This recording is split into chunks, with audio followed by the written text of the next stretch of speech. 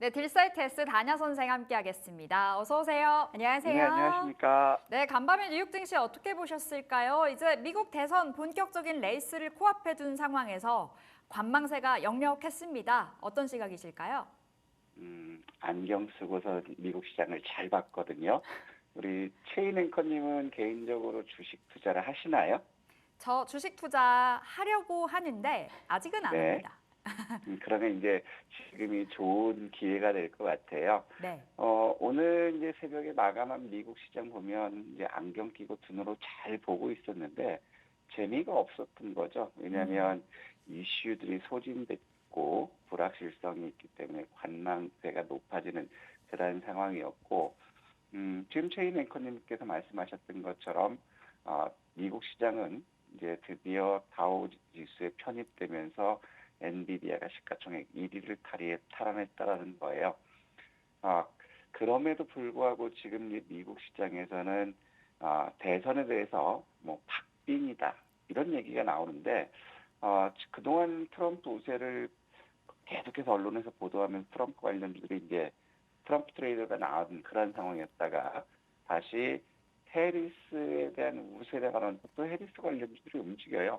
그러면 이런 걸 보면 결국에 언론은 믿을 게 못 된다 이런 생각이 드는 상황이죠.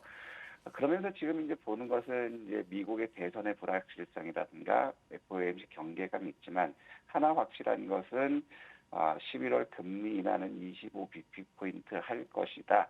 요거에 대한 확률이 90%까지 높아졌거든요. 그러면 미국 시장 역시도 금리 인하에 대한 그런 기대감이 남아 있다라는 거예요. 그럼에도 불구하고 지금 보면 M7들이 전 고점을 돌파할 모멘텀이 부족한 그런 상황이고, 특히 테슬라는 10월 중국 판매량이 감소했다라는 거예요.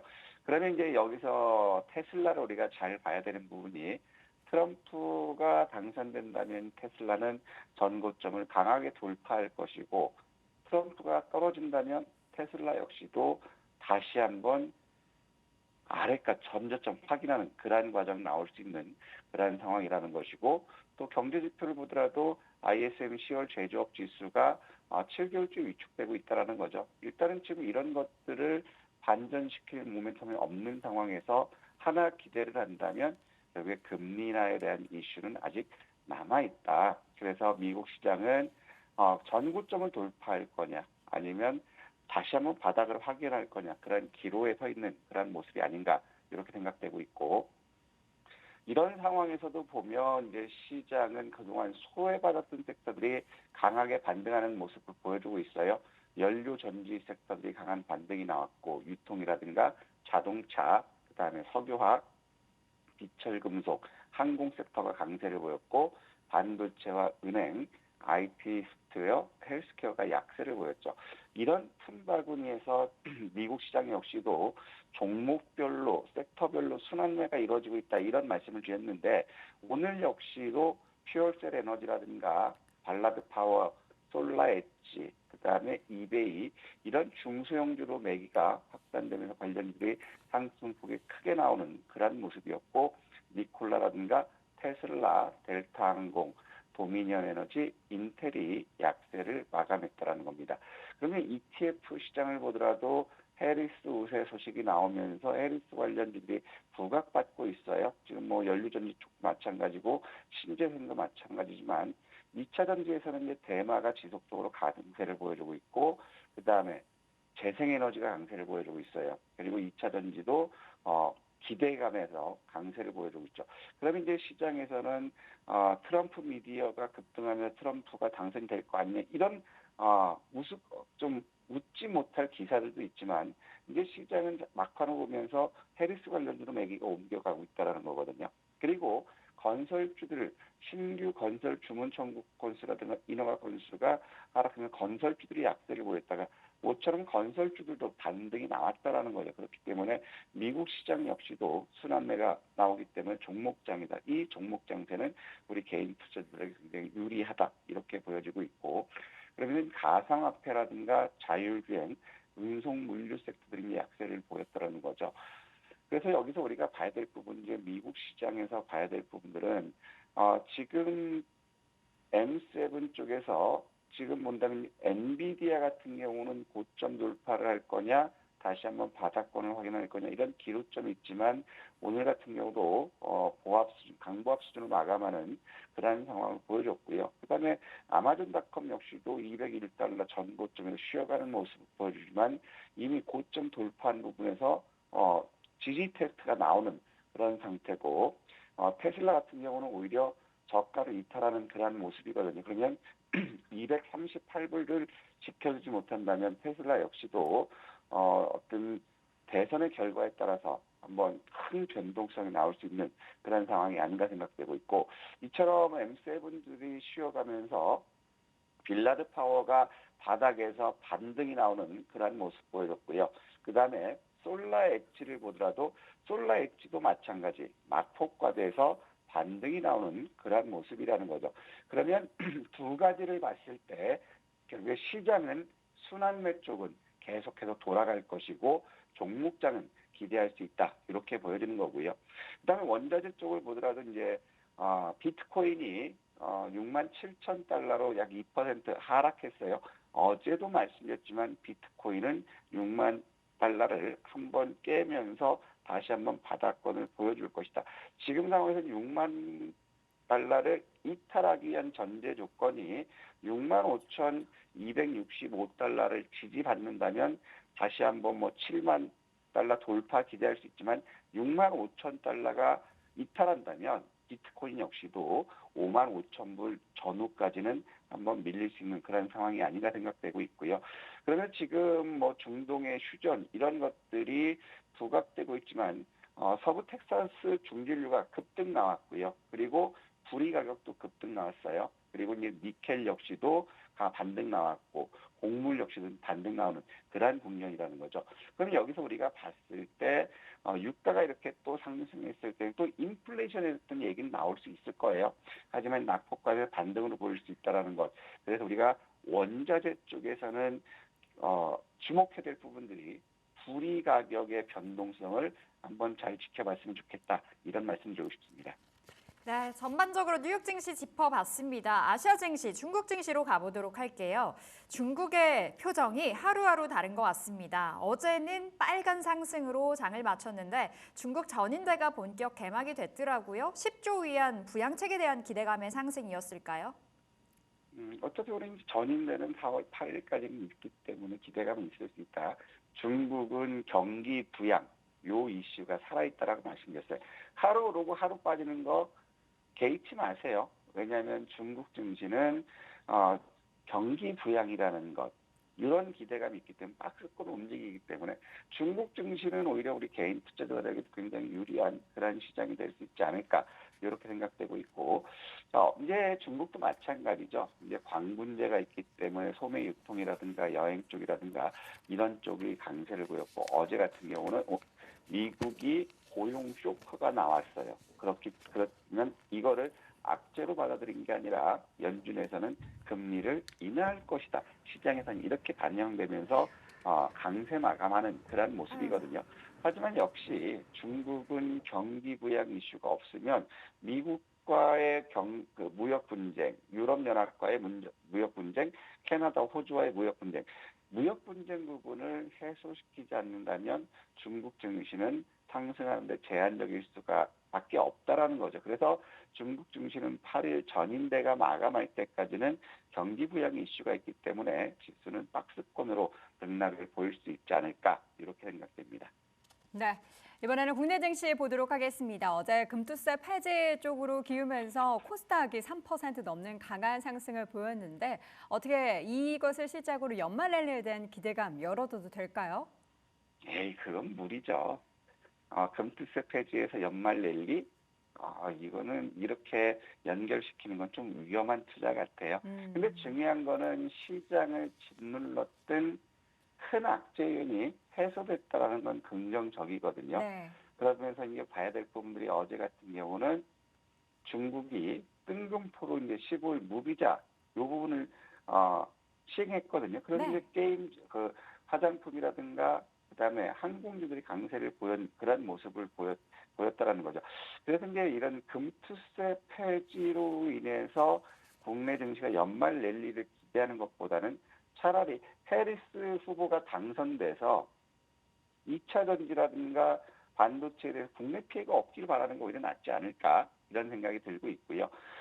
지금 상황에서 이제 우리 같은 경우는 여전히 다른 나라들은 굉장히 높지만 국내 같은 경우는 해소돼야 될 부분들이 결국에는 경제 성장률이거든요. 소비 증가. 근데 지금 이거를 해결할 마땅한 해법은 없다라는 거죠.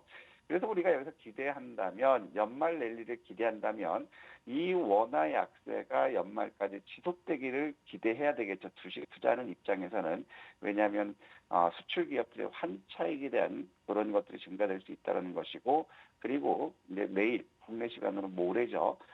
미국 대선에서 해리스가 됐을 때 반도체라든가 2차 전지, IRA 이런 부분들에 대해서는 지속적인 정책 기대감 그리고 신재생 오히려 이런 것들이 우리 시장에는 긍정적일 수밖에 없다.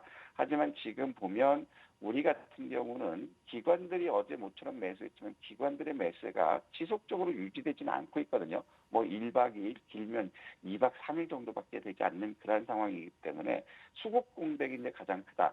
하지만 이제 이 수급 공백을 메울 것들이 금투세 폐지했기 때문에 개인 투자자들의 자금이 어느 만큼 외국인들의 매도를 감내할 것인가 이 부분이 굉장히 중요하고요.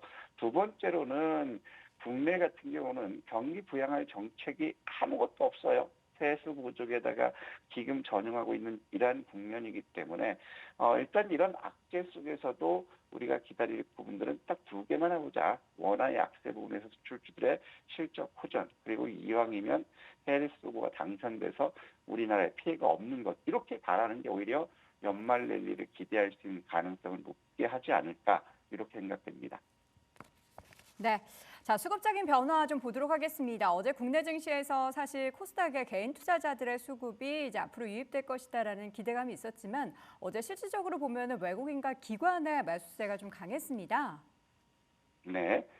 일단 외국인 기관 매수 좋았어요. 하지만 이제 어제도 말씀드렸던 것처럼 통상 11월 달은 4% 이상 코스피 지수, 코스닥 지수가 상승 마감할 확률이 굉장히 높다라고 했던 것, 이 부분은 우리가 눈여겨봐야 될 것 같고, 네. 공교롭게도 어제 같은 경우도 외국인들 매수를 확대하는 그런 모습들 보였어요. 코스닥에서는 3,300억 순매수를 보여주는 그런 모습 보였고, 코스피에서는 약 400억 정도 순매수했는데, 어제 코스피에서 보면 또 이거 우리가 지켜봐야 될 부분이 SK 하이닉스는 매수를 했지만 삼성전자는 또 매도를 했다라는 거거든요.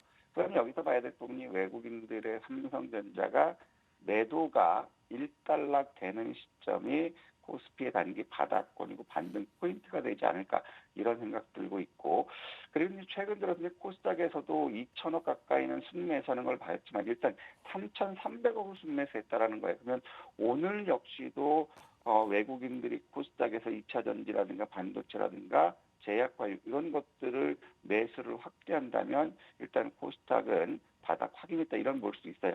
하지만 최근 들어서 외국인 역시도 1박 2일 매매 이런 패턴을 보여주고 있기 때문에 오늘이 좀 중요하지 않을까 이런 생각 들고 있고 선물 시장에서도 이제 3,800억 순매수하면서 누적 5,600억으로 매수를 늘렸거든요. 하지만 어제 같은 경우도 외국인들이 3시 30분, 3시 20분대에서 마감까지 본다면 대략적으로 한 1,500억 정도 매수가 축소된 그런 국면이거든요.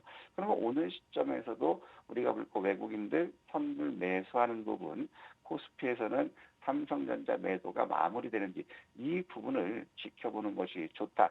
그리고 또 하나 할 거는 우리가 염두를 갖고 할 거는 뭐냐면 11월은 상승 마감하는 확률이 높았기 때문에 변동성이 있더라도 우리는 좀 더 자신감을 가지고 수익 추구하는 11월로 만들었으면 좋겠다. 이렇게 보여집니다. 네.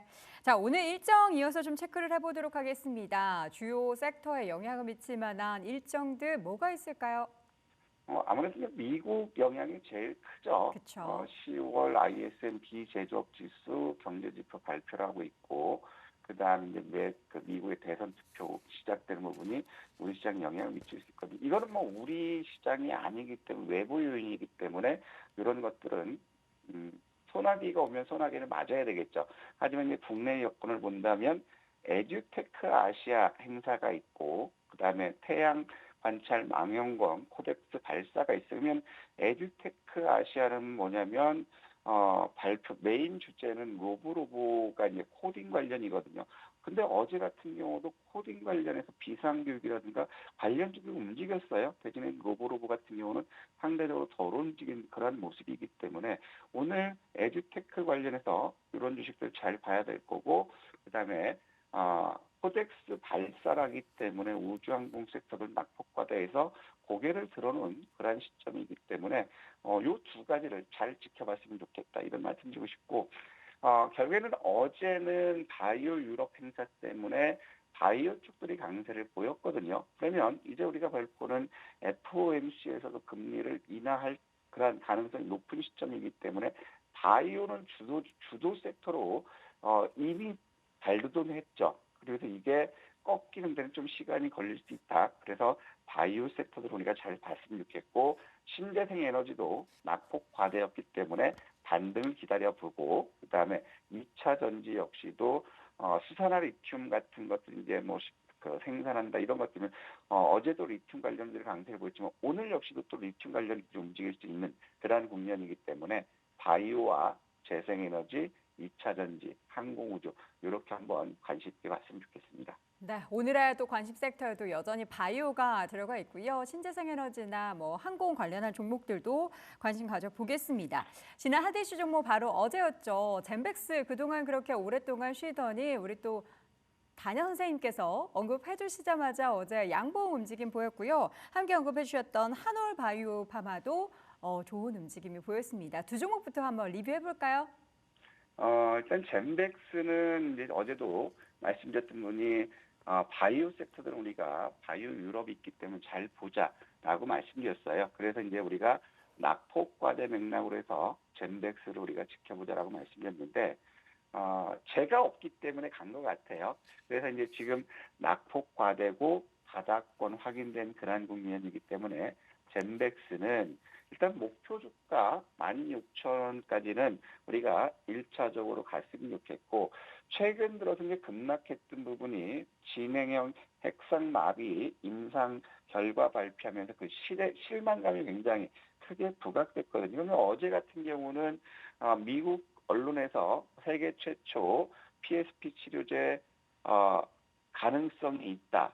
그리고 어제는 바이오유럽 2024 참가해서 진행형 핵상마비 임상실험에 대한 파이프라인에 대한 소개 이런 것들이 부각되는 그러한 상황이었거든요. 그래서 지금 젠백스는 목표가 16,800원 그대로 도전해보자라고 말씀드리고 싶고 한올바이오도 마찬가지예요. 한올바이오 역시도 3분기 영업이익 증가율이 372% 굉장히 실적 서프라이즈죠.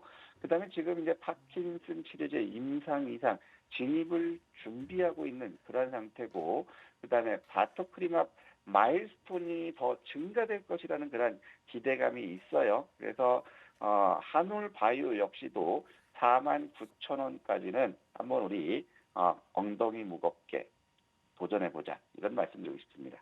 네, 젠백스와 한올바이오파마 계속해서 추가적인 상승에 대한 기대감 가져보도록 하겠고요. 그럼 오늘 핫 이슈 종목은 어디에서 고르셨습니까? 미국 시장에서 좀 힌트를 얻었어요. 네. 미국 시장 역시도 전력 설비라든가 신재생 에너지들 강세를 보였는데 공교롭게도 내일부터 빛가람 국제 전력기술 박람회가 있어요.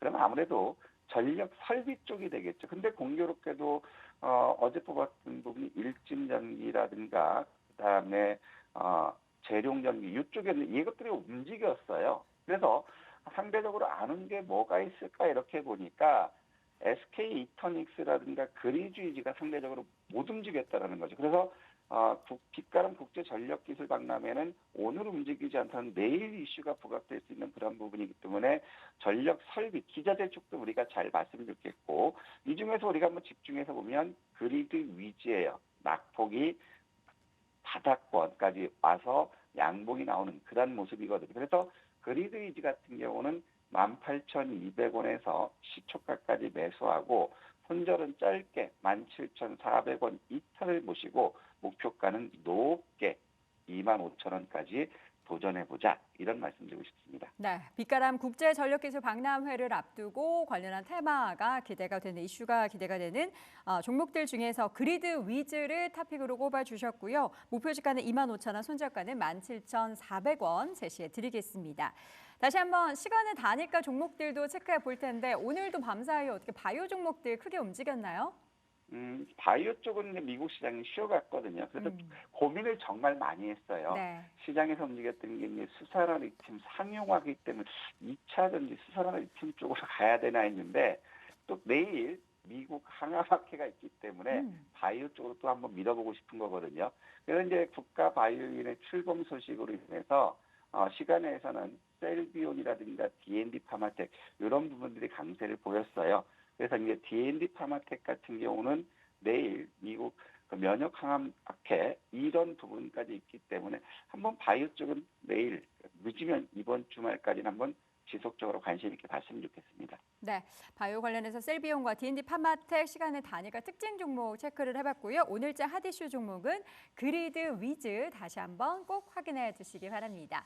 지금까지 다냐 선생의 1도 양단 함께했습니다. 딜사이트 S 다냐 선생이었습니다. 고맙습니다.